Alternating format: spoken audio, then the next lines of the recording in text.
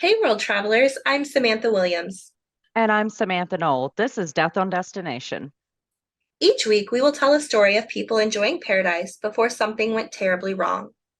As travel agency owners, we've seen some of the most beautiful locations. And we've also seen what hides just beyond gorgeous tourist sites. Join us this week as we discuss Murder in the Woods, Shenandoah National Park.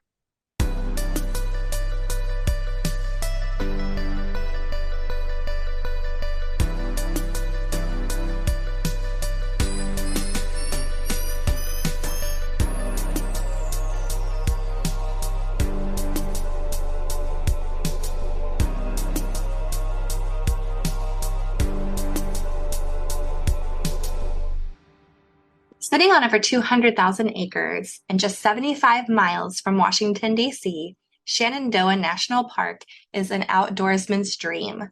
With wildlife and all kinds of waterfalls, flowers, hollows, and much more, there's something for absolutely everybody. Which is why it was no surprise when Julie Williams and Lolly Winans wanted to go hiking on May 19th, 1996. Here's their story. Julianne Williams, also known as Julie Williams, was 24 years old from St. Cloud, Minnesota. She was a geologist in the making. She was a sports enthusiast who won the Minnesota State Doubles Championship in high school. She traveled to Europe in college to study the extinction of dinosaurs, and she graduated summa cum laude and spoke Spanish and worked with the disenfranchised. After college, she went to Richmond, Virginia, and took a job at a bookstore in Burlington. Laura Winans went by Lolly. She was from a very wealthy family in Michigan, but her friends say she had none of those personalities. She rejected the privilege and she was very down to earth. After high school, Lolly went on to go to college where she eventually dropped out. She moved to Maine and attended another college called Unity College. She worked as a guide in the wilderness, and according to journalist Barry Yeoman, Lolly was a microbrew drinking, fish following, cigarette smoking, good time girl. So, if any of that could give you a picture of these two women, I think that it made perfect sense that they found a lot of solace in Shenandoah National Park. The pair met 2 years prior at a now defunct nonprofit called Woods Women. I don't know much about Woods Women, Samantha, but I know that you've done a little bit of research on it. So, what can you tell us what it's about? Yeah, absolutely. So it was a nonprofit organization. It was run out of Minneapolis, Minnesota from 1977 to 1999. They were referred to as the grandmother of women's outdoor adventure groups, and they were one of the first adventure travel companies that worked exclusively with women and children. They served over 8,000 women and 1,200 children. Their mission was to offer supportive and challenging learning opportunities for women and for women and children to help foster individual growth, responsibility, and relationship skills. Woods Women was set up with feminist and environmentalist ideas in mind, and in such empowering women and protecting the environment. That's really cool. That sounds like a really great organization. So, just to paint a better picture of where the women were hiking, Shenandoah National Park is in the Blue Ridge Mountains in North Virginia. And almost 40% of the park's land has been designated as a wilderness area, and it is protected as part of the National Wilderness Preservation System. The highest mountain there is Hawksbill Mountain at 4,051 feet. Among the mountains, there's also waterfalls and, oddly enough, a small family cemetery. And Sam, you've done a little bit of research about what the women were doing there and why they wanted to be there to begin with.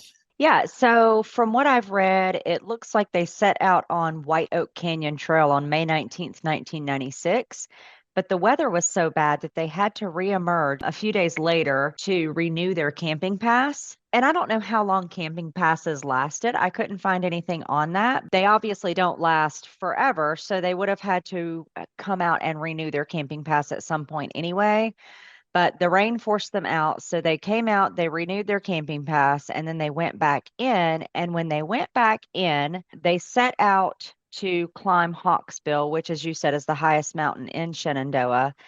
Then, after they did that, they made their camp next to a stream, which is near the Appalachian Trail. And we all know that the Appalachian Trail runs for miles and miles and miles across several states. So it's a pretty long hike there that they could have done if they wanted to. Their campsite was only about a quarter of a mile from Skylane Trail and about a half a mile from Skyland Lodge, which is a popular hangout spot. It has a bar and restaurant, it has some cabins there. The couple was following backcountry regulations, which backcountry regulations required them to stay out of sight as well. So I don't know about you, but if I had to camp somewhere that was off the beaten path and had to stay out of sight, I'd be a little bit nervous about that. Yeah, and not just that, but we also came across some interesting research that says they had to hang their food from trees in bear-proof containers. Yeah, I'm not a camping girl, so I No, can't relate to that. I am 100% with you on that. Yeah, bears, I'm out.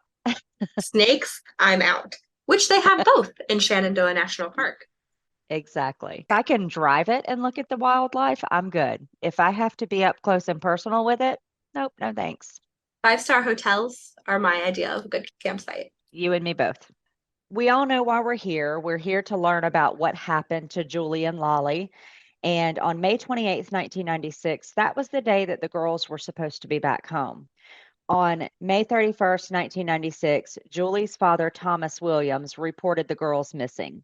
Park rangers started searching and found Julie and Lolly's car just north of Skyland Lodge. Rangers also began searching for the girls, but only found Taj roaming unleashed in the woods. Bridget Bonnet was the deputy chief ranger at Shenandoah National Park for the investigation. They found both of them at the campsite just off of Bridle Trail.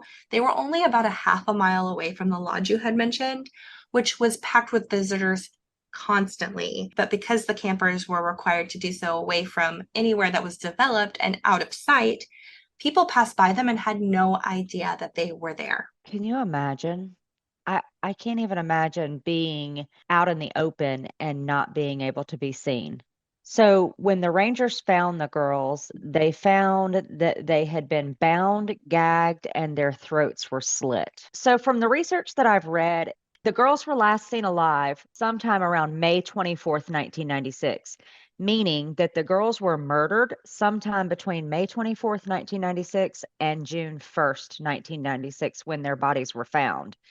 The investigation in this particular murder was even more complex because when a murder happens on national park property, they first have to figure out where the jurisdiction lies. And for this particular area of the park that they were in, it is a completely federal jurisdiction, meaning that only the federal government has authority to investigate. All of the investigation was done in conjunction with the ISB, which is also known as the Investigation Services Branch of National Park System, the FBI, and also the Virginia State Police, who came in and helped to process the scene. And I think it's really important to say, and Sam, you did some research on this, the National Park Service at Shenandoah really had not dealt with something like this before.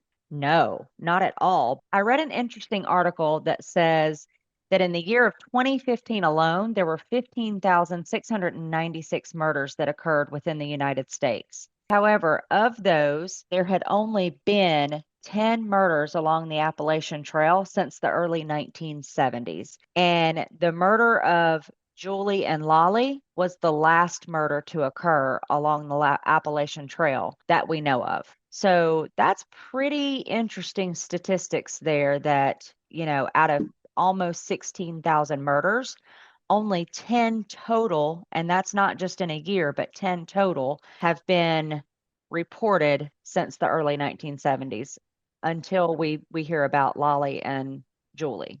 That's crazy. And something else I read that's just of interest along this line is that there is an estimated 1,600 people missing on public lands.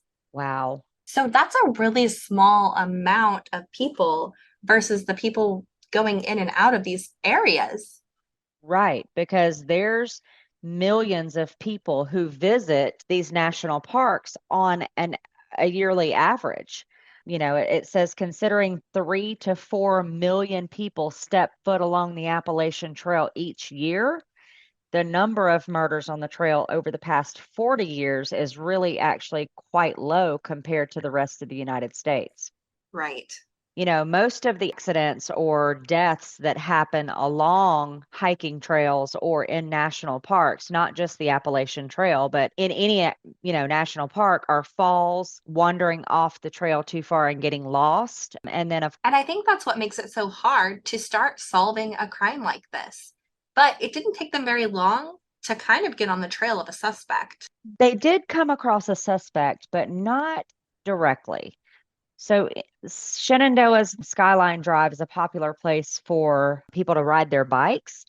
And in July of 1997, a girl by the name of Yvonne Malbasha, she was a Canadian tourist, was riding her bike. And as she was riding through the mountainous roads, she, obviously was admiring the views, and she was just on a bike ride trying to enjoy the scenery.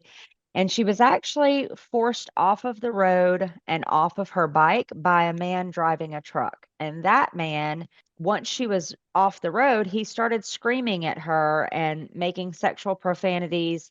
And he came at her, and he was extremely mad and tried to force her inside of his vehicle, but she was able to fight him off. And then she was able to hide behind a tree where this man re-entered his truck and then began trying to run her over, but eventually gave up and sped away. But rangers apprehended him right before he was trying to leave the park, and his name was Daryl David Rice. Through the investigation that led them to Malbasha, they kind of thought that he was connected to the murders of Lolly and Julie, but In 1998, so pretty quickly thereafter, he was found guilty and sentenced to 135 months in a federal penitentiary. And they continued to interview him after he was arrested, obviously. And that kind of led them to think that Rice may have been involved in both Lolly and Julie's murders. And I don't know if it's just because he was in the area, but as they continued to kind of push for more answers, he completely denied that he was ever in the parks. But there was videotaped evidence of him entering Front Royal at the very front of the park at 8:05 p.m. on May 25th, and again at an area called Rockfish Gap at about 5 p.m. on May 26th. He then returned with two friends, Robert and Carl, on June 1st. So he had lied to all the investigators, which led them to believe he was hiding why he was actually there. right. And then on April 10th, 2001, nearly 5 years after the deaths, Attorney General John Ashcroft announced that the indictment of David Darrell Rice in the murder of Julie Williams and Lolly Winans. So obviously, sometime in there, they felt like they had enough circumstantial evidence to indict him. The funny thing about that is that they had a lot of theories. One of the theories was that they stated that Rice said that the girls deserved to die because they were gay. So that would make it a hate crime. But the other interesting thing is that Rice was actually charged with 4 counts of capital murder, two of which allege that he selected his victims because of their sexual orientation. And because he was charged with a hate crime, his indictment invoked a federal sentencing enhancement. If convicted, he would have received the death penalty, but he was never sentenced. Right. And I read on the Washington Post an opinion article by Deidre Enright, and she was one of his lawyers. And she still to this day says that he didn't do it. In fact, she says there was some tunnel vision by the police at the time just because they wanted to solve the case so badly. And also, DNA evidence was not very strong at that time. But since then, they have checked the DNA evidence, and it has proven Darrell Rice did not commit these murders. In fact, there's a whole other serial killer who had DNA evidence that might match. And I'm going to read a little excerpt from here because, Sam, I am not a scientist at all. Right, But neither am I. I think that this is important. And I think that this might help invoke some thoughts as to how strong this evidence against this serial killer is. So the serial killer that they think that these DNA strands could be linked to. His name is Richard Ivanitz. So I'm going to read a little excerpt from the Washington Post article written by David Rice's attorney. It said, DNA test shows that hairs found in gloves at the crime scene and in the duct tape used to bind the victims were from the same source and matched Ivanitz's hairs at all but 2 of 650 base pairs on a mitochondrial chain. In 2004, the government called that inconclusive. Several labs have assured us that there are now tests available that would likely produce conclusive results. There is male DNA at one of the gags, and it isn't Rice's. There are lubricants in both victims, and they cannot be linked to either victim or Rice.